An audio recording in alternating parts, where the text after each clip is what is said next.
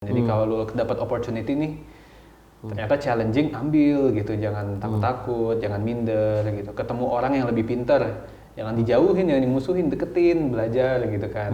Belajar, apalagi kan kalau nggak salah ada istilah, it doesn't matter where you work, tapi with whom you work with. Kalau gue boleh tanya, kalau lo gak keberatan, dari perjalanan tadi nih so far gitu ya, so far insya Allah masih panjang dan semakin berhasil. Pasti banyak naik turunnya gitu kan. Kayak tadi bilang tantangan berbagai macam. Ada nggak di momen yang lu merasa down banget gitu selama perjalanan ini, dan baik momen sampai bahkan berpikir ini gue terusin apa enggak ya, atau apapun gitu ya, momen yang membuat lu merasa down sepanjang perjalanan membangun kita bisa ini?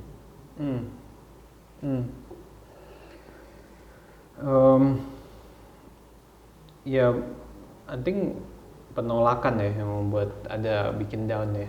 Penolakannya ini ada macam-macam lah, penolakan dari partner gitu, penolakan dari pengguna kita bisa juga gitu. Penolakan kayak gimana? Kalau dari partner kayak gimana, pengguna terus itu gimana? Iya, karena kan kalau apalagi awal-awal kita bisa itu kan orang nggak terlalu ngerti itu apa ya. Jadi kayak, oh, kenapa gue harus bikin campaign di sini gitu, buat apa gitu.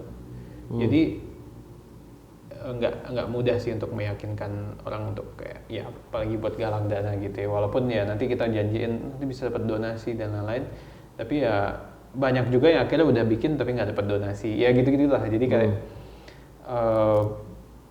itu momen yang cukup down. Kenapa? Karena kan tadi why-nya itu mau bantu orang bang, gitu kan. Tapi orang nggak ngerasa terbantu gitu. Jadi lo ibaratnya kayak placebo gitu, obat tapi tidak mengobati, ya kan. Terus jadi dan ini kan kayak existential question ya, lo ngapain ngerjain ini orang nggak ngerasain manfaat gitu. Nah itu menurut gue penting karena tadi the reason being yang bikin gue semangat itu kan ngelihat impact, kita ketemu sama orang gitu, ngelihat dia terbantu, ngelihat dia surprise. Kalau orang yang kita intentionnya mau bantu nggak ngerasa terbantu, ya itu sih awal-awalnya yang gue sempat down ya, dan itu sempat agak lama sampai akhirnya mereka merasakan manfaat nih dari adanya kita bisa, ngerasain value dari adanya kita bisa. Nah itu akhirnya nge-recharge lagi. Tapi kalau tadi lu bilang sempat agak lama, nah selama periode itu sampai akhirnya mulai orang merasakan value-nya, apa yang dilakukan untuk lo tetap ya, menjalani itu gitu dan nggak berhenti gitu? Ya walaupun agak lama tapi kan di periode tuh ada tuh bang success story 1-2 gitu. Yang itu nggak tahu sih, gue orangnya emang agak feeling. Jadi kalau ENFP tuh gue feeling kan, dan gue cukup emosional lah gitu sama cerita kayak gitu. Gue pernah dipeluk sama seorang keluarga yang lagi anaknya berjuang di NICU, di ICU-nya baby gitu kayak. Wah itu aja berbekas luar biasa. Gue cerita ke tim, gue cerita ke semua orang, dan itu kayak jadi semangat, energi baru. Terus ada apa waktu itu masjid kebakar, dalam 3 hari kita kumpulin 3 cerita. Nah itu jadi win-win sih bang, kayak ada win-win kecil, bahkan besar juga sih sebenarnya, yang akhirnya nge-recharge lagi semangat itu. Dan I think selain itu, selain looking outside, juga looking inside sih, tim kita bisa. Jadi gue blessed banget ya, maksudnya karena kita bisa is not about me ya, nggak, ide tuh numpang lewat dong gitu di gue. Kita bisa is about teamwork gitu, dan gue bersyukur banget dari awal tuh ya banyak tim yang mission driven juga, yang kayak percaya sama ini, dan ya udah hampir ada yang 5 tahun bang bisa udah mau jalan. Ya kalau dari 2013, kalau dia join 2014 sudah 6 tahun, 7 tahun gitu. Nah itu ya dan kita growing bareng ya. Jadi kayak kita bertumbuh bareng, dan kita juga belajar dari orang lain. Makanya banyak juga yang baru-baru yang smarter than us gitu, yang dari perusahaan-perusahaan yang keren, dari organisasi keren juga masuk dan belajar. Nah itu juga menyemangati sih akhirnya di masa-masa down kayak you're not doing this for yourself only ya, tapi kayak for the people, for the beneficiaries yang kita serve, tapi juga as a leader kan for the team gitu. Kayak lo tuh lagi diharapkan lah gitu sama tim gitu, dan dan itu saling menguatkan kan satu sama lain. Gue jadi teringat waktu gue pernah telepon lu, tim lagi sibuk kan, lagi di rumah sakit. Hah, kenapa lo? Gue inget tuh, lo inget gue. Kenapa lo? Enggak, ini lagi ngelihat pasien. Oh, gitu. Gue pikir lo kenapa, tapi ya, jadi tadi yang tadi lo bilang, gue keinget waktu pas gue nelfon lo itu, jadi ya checking on the patient. Itu udah lama gitu. tuh kayak bang. Udah lama nggak sih tuh? Iya, itu kayaknya sebelum COVID. Iya, pas sebelum COVID tuh, pas deket-deket sebelum COVID itu. Kalau sebelum COVID tuh ke rumah sakit tuh hobi gue sih. Hobi? Hobi karena kayak ketemu user, ada yang ini kan, pokoknya kalau ngobrol sama user pasti belajar deh bang, pasti belajar hal baru gitu, pakai kita bisa, at least nggak belajar tentang produk, gue belajar tentang nilai-nilai kemanusiaan, tentang nilai-nilai perjuangan gitu ya. Apa yang salah satunya misalnya yang cukup juga? Iya, I think ya waktu itu kan gue belum punya anak ya, belum merasakan saya punya anak, tapi ngelihat semangat orang tua memperjuangkan anaknya itu aja tuh luar biasa gitu. Kan kalau bayi-bayi lahir prematur itu kan ya belum sempat dilihat sama ibunya, belum sempat digendong, belum sempat disentuh dan lain-lain, udah langsung dibawa ke ruang intensif gitu kan, bahkan bisa berhari-hari, berminggu-minggu, berbulan-bulan gitu. Nah itu ngelihat perjuangan mereka gitu kan, dan cerita-cerita di balik itu juga kayak ya donatur di Kita Bisa, yang beberapa bahkan ada yang jadi keluarga gitu bang, ada yang datang visit gitu kalau dia kenal ya, kalau dia kenal, ada yang bawa makanan gitu-gitu. Seru-seru lah, I think cerita-cerita di balik itu. Dan ya itu kalau tadi ya, kalau yang prematur ada juga yang dari daerah kan, dari daerah yang di RSCM gitu, yang tinggal di rumah singgah gitu-gitu. Gue mau tanya, ini kembali ke awal cerita lagi sebetulnya. Lu latar belakang pendidikan ekonomi, ya kan? Dimana gue tau di FEU gitu, ya bisnis lah, kita belajar bisnis, walaupun ya ada akuntansi, ada ilmu ekonomi makro lah gitu ya. Itu apa, studi pembangunan dulu namanya. Nah, lu apa gitu adalah lu manajemen atau? Gue manajemen. Lu manajemen. Dimana mainly kan pada umumnya bicara soal bisnis gitu ya. Apakah lu waktu lu masuk ke sana tuh lu ingin udah ada kebayang nggak sih lu waktu itu pengen ngapain dan terus kemudian berubah jadi Kita Bisa atau kayak gimana? Enggak bang, mungkin sama seperti millennials lain yang jurusannya juga nggak mindful amat gitu loh bang. Kayak kenapa gue milih ini nggak tahu. Gue juga kayaknya kan mau masuk dokter tapi buta warna bang. Jadi kayak ya udah, ekonomi seru nih kayaknya.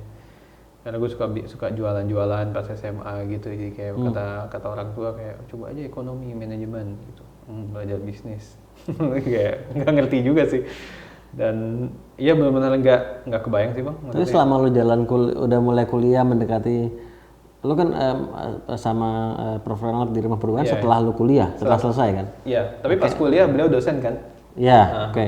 Nah, tapi saat lu masih kuliah, let's say udah mau akhir-akhir setahun terakhir gitu, lu apakah mulai ada keinginan untuk menjadi entrepreneur atau emang lu pengen kerja di bidang tertentu atau apa waktu itu? Enggak juga, karena makanya gue flashback gitu. Iya.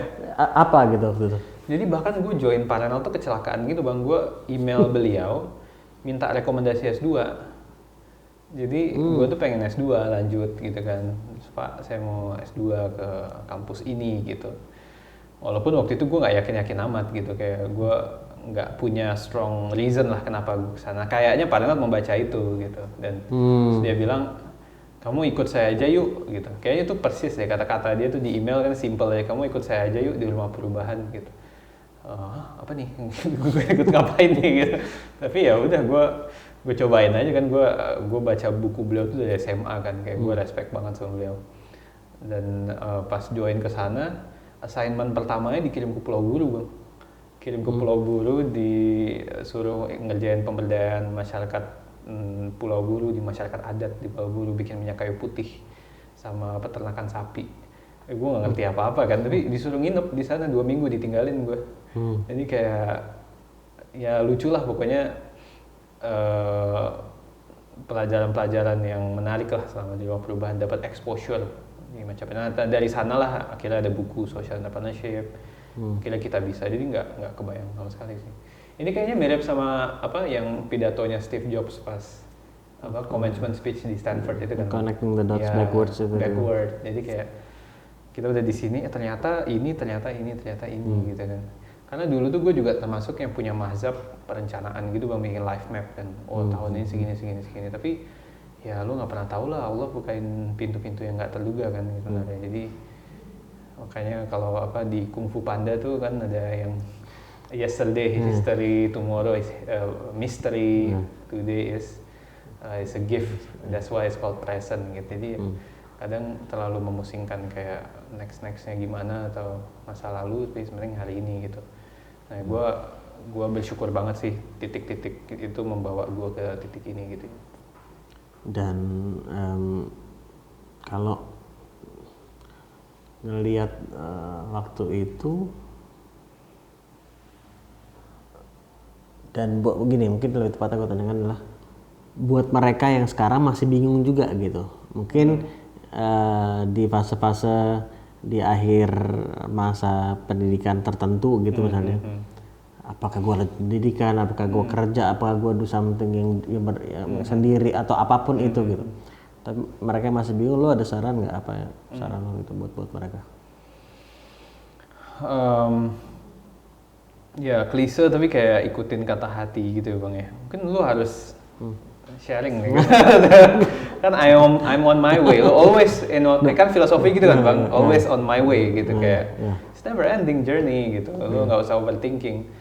Cuman ya ada beberapa prinsip-prinsip sederhana kayak yang growth mindset tadi itu penting kan. Jadi kalau lo dapat opportunity nih, ternyata challenging, ambil gitu. Jangan takut-takut, jangan minder gitu. Ketemu orang yang lebih pintar, jangan dijauhin, jangan dimusuhin, deketin, belajar gitu kan. Belajar, apalagi kan kalau nggak salah ada istilah, it doesn't matter where you work, tapi with whom you work with gitu, kayak gitu kan. Jadi penting buat cari mentor, buat cari colleague gitu, nggak harus mentor, lebih juga colleague, tim yang lo ngerasa bisa belajar bareng gitu. Ya prinsip-prinsip kayak gitu aja sih ya. Dan ya menurut Bang Ali gimana?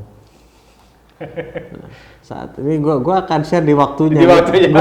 Gue sekarang gue mau karena gini, gue salah satu alasannya gue punya pendapat gue gitu, dan gue sejalan juga sebetulnya sama apa yang lo sampaikan.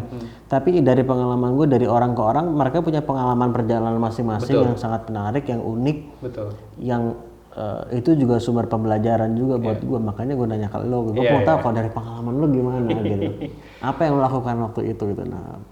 Nah mungkin ini beberapa pertanyaan terakhir nanti. Tadi kita sempat bicara soal masa down, soal tantangan dan seterusnya. Kita bicara soal penolakan tadi, kegagalan gitu ya. Nah, kalau tadi dari kejadian-kejadian, sekarang secara filosofis gitu, lu melihat kegagalan itu seperti apa sih? Apa ya, gue mungkin quote sederhana dari bokap gue pas gue sempat bisnis percetakan gagal di Depok tuh bang, bikin di Margonda tuh. Gitu. Percetakan sama temen gitu, lucu-lucuan lah gitu, nggak fokus, nggak ngerti dunia percetakan, tapi coba beraniin bikin aja gitu ya. Bangkrut gitu kan, dan itu pinjam duit orang tua gitu. Kata orang tua, ya uang sekolah gitu. Sesimpel itu bang, dia kayak ya udah, lu udah dibayarin nih uang sekolah, kalau udah bayar uang sekolah, lu udah sekolah harusnya belajar kan gitu. Gue ingat banget sih waktu itu kayak ya, dan bokap gue bukan tipe yang marah-marah gitu, dia tenang banget kan, orangnya tenang, senyum aja gitu. Tapi kayak dia ngomong kayak gitu dalam sih buat gue, ya uang sekolah belajar aja gitu. Ya menurut gue setiap kegagalan ya uang sekolah ya, sekolahnya bisa jadi uang sekolah itu waktu gitu, uang sekolahnya uang, duit yang hilang atau jadi apa, uang sekolah. Kalau bicara sukses sendiri, ada perbedaan nggak bagaimana lo melihat sukses dulu dan sekarang?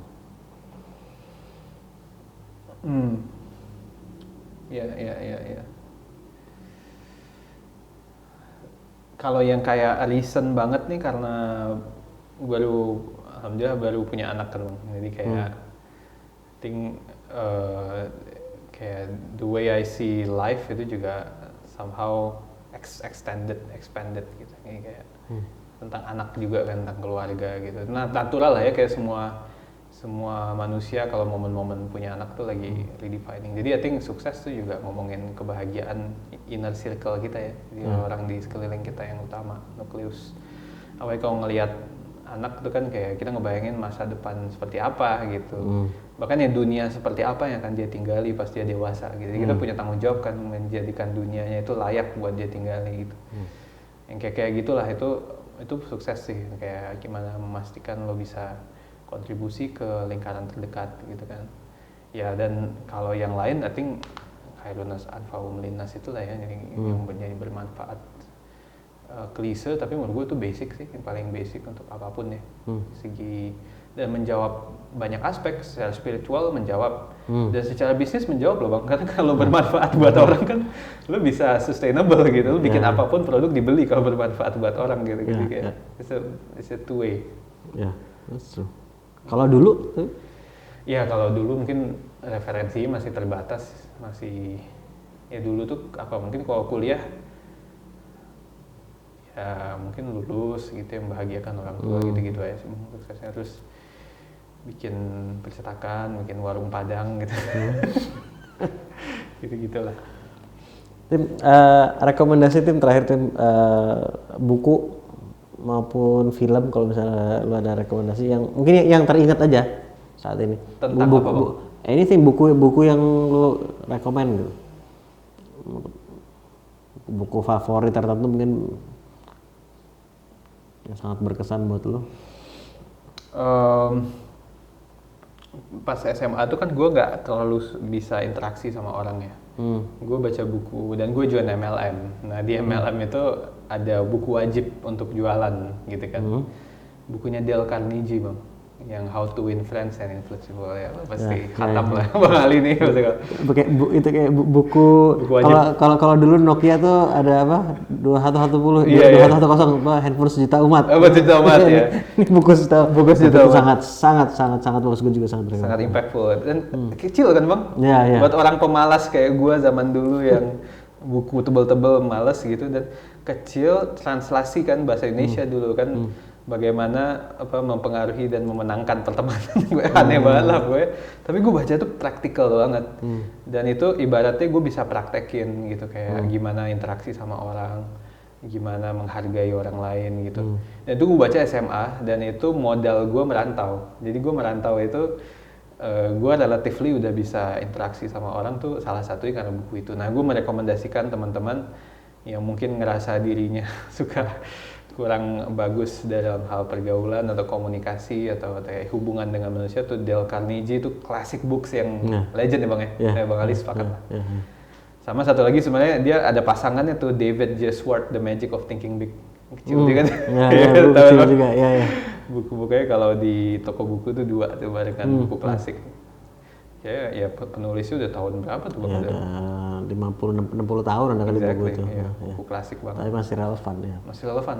Karena kan sebenarnya kadang buku-buku bagus tuh ngulang-ngulang aja kan Bang. Dibikin sama penulis lain, dikunyah-kunyah lagi, dibikin bahasanya beda. Sekarang ada Jim Collins, Peter Drucker gitu-gitu. Jadi kayaknya basic-basicnya ada di sana sih. Kalau film terakhir? Ada lo Beautiful Mind gue nonton 5 kali Bang. Beautiful Mind. John Nash. John Nash yang Nash Equilibrium. Itu keren banget sih. Itu film keren ya. Itu film keren. Kalau lu apa Bang? Film. Yang terpikir saat ini. Karena gue termasuk gila film, jadi yang terpikir saat ini Into the Wild. Oh, Into the Wild. Yang terpikir saat ini Into the Wild. Siap. Sama siapa namanya Bang? Si the guy yang tinggal di bus itu.